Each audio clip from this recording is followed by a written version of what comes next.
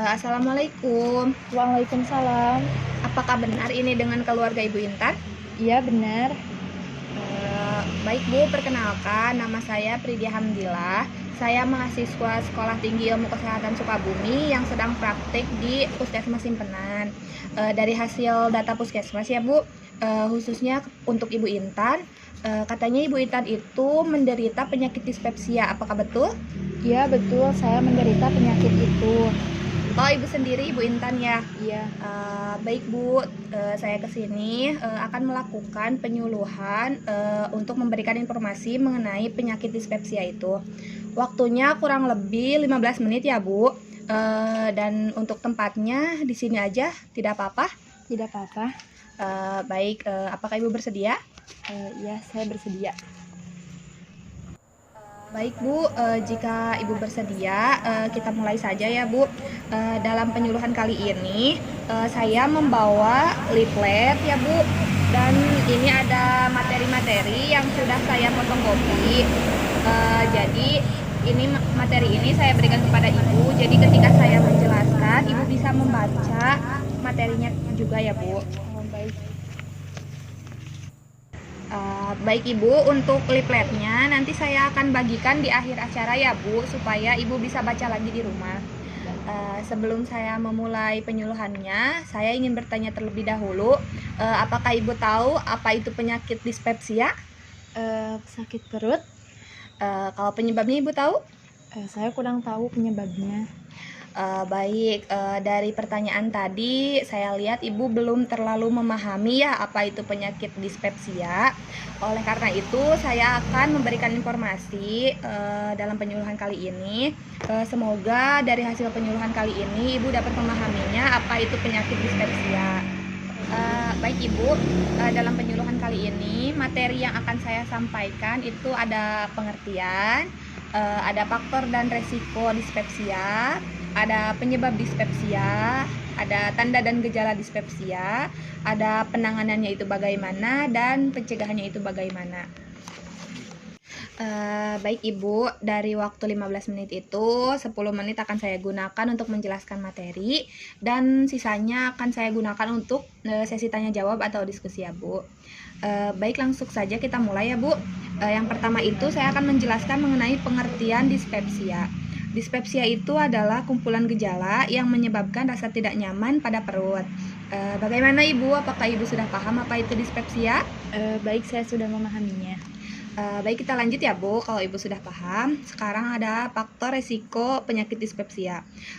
Faktor resiko penyebab dispepsia itu diantara lain ada merokok, menggunakan obat-obatan tertentu, ada juga mengonsumsi minuman bersoda, mengonsumsi minuman yang berkafein, makan makanan pedas, dan stres juga bisa menjadi faktor resiko penyakit dispepsia.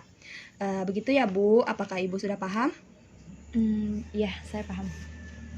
Baik, kalau Ibu udah paham, saya lanjut ya Bu. Sekarang ke penyebab penyakit dispepsia.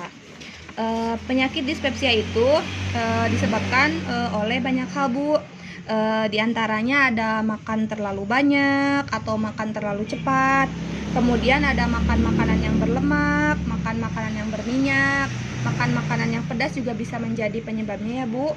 Kemudian mengonsumsi kafein, alkohol, coklat, dan minuman bersoda juga sama Bu, itu bisa jadi penyebabnya. Merokok juga sama. Kemudian rasa cemas juga menjadi penyebabnya. Baik Ibu, penyebab-penyebabnya itu seperti itu. Apakah Ibu sudah paham? Iya, saya paham. Baik, jika Ibu sudah paham ya, jika tidak ada yang ditanyakan, saya lanjut aja ke tanda dan gejalanya ya Bu. Tanda dan gejala seseorang mengidap penyakit dispepsia itu biasanya ditandai dengan rasa cepat kenyang saat makan, kemudian perutnya kembung ya Bu, kemudian terasa tidak nyaman di bagian ulu hati atau rasa panas ya Bu, rasa sakit di daerah ulu hati. Kemudian kadang mual-mual juga, kadang mual muntah, seperti itu ya Bu. Apakah Ibu sudah paham? Iya, paham. Baik Ibu, jika Ibu sudah paham, saya akan lanjut ke materi selanjutnya, yaitu mengenai penanganannya ya Bu. Di situ Ibu bisa baca penanganannya itu yang pertama ada penanganan farmakologis dan yang kedua ada penanganan non farmakologis. Saya akan jelaskan yang non farmakologisnya ya Bu. Penanganan non farmakologisnya itu bisa dilakukan dengan cara makan dalam porsi kecil tapi sering, bisa sampai 5 atau 6 kali sehari ya Bu, tidak langsung banyak seperti itu. Kemudian ibu juga bisa membatasi mengkonsumsi kafein dan alkohol. Kemudian ibu juga bisa mengurangi stres. Kemudian ibu juga bisa tidak langsung tidur ya Bu setelah makan. Ibu bisa bergerak dulu, aktivitas dulu sebelum ibu tidur. Baik Ibu, mengenai penanganan hanya seperti itu. Apakah Ibu dapat dipahami? Baik Ibu, jika Ibu paham, sekarang saya akan lanjut ke pencegahan dispepsia ya Bu. Untuk pencegahannya itu bisa dengan memodifikasi gaya hidup, seperti Ibu makan dengan porsi kecil tetapi sering. Kemudian Ibu juga bisa makannya itu dikunyahnya itu secara perlahan ya Bu. Kemudian dikunyahnya itu sampai lembut baru Ibu telan.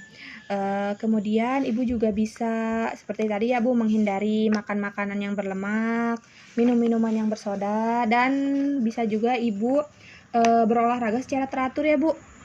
Kemudian Ibu juga harus menjaga berat badan Ibu agar tetap stabil ya, seperti itu. Baik Ibu, apakah Ibu dapat dipahami? Iya, saya bisa memahami. Baiklah ya Ibu, itu materi yang bisa saya sampaikan pada penyuluhan kali ini. Sesuai kontrak yang tadi, sekarang itu sesi tanya jawab ya Bu. Apakah ada yang ingin ditanyakan? Ada. Oke Ibu, silahkan.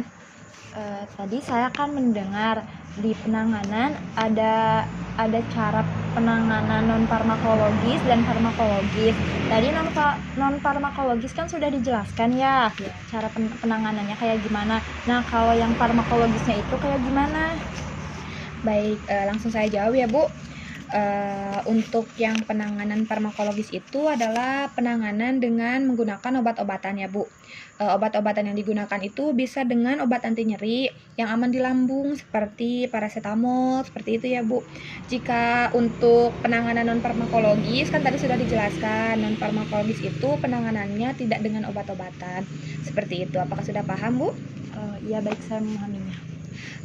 Oke, jika Ibu udah paham ya Bu. Sekarang untuk bahan evaluasi saya akan bertanya kepada Ibu, apa itu penyakit dispepsia? Dispepsia adalah kumpulan gejala yang menyebabkan rasa tidak nyaman pada perut. Oke, betul ya Bu. Sekarang saya akan bertanya lagi, apa itu tanda dan gejalanya itu bagaimana? Tanda dan gejalanya itu ada mual, perut kembung, perut rasa terbakar, dan cepat kenyang. Iya betul Bu. Baik Ibu sudah paham ya sekarang.